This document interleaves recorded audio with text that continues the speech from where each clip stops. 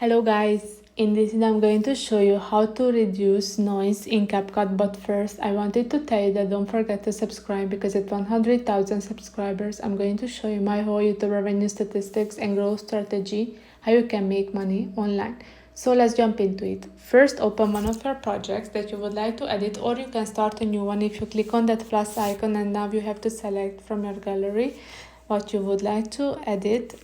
And when you open one of your projects, then click on the edit, which is the first option on the bottom of the screen. Obviously you have to select a clip that has a sound, so this one it's for me. Then after the edit option, scroll to the right until you see the reduce noise option, and now you have to select this option. Now you see the noise reduction is in progress, and when it's done just click on that check mark option on the bottom of the screen, and now you cannot hear almost nothing. So I hope this video was helpful for you. If it was, please consider subscribing, and see you in the next one. Bye bye.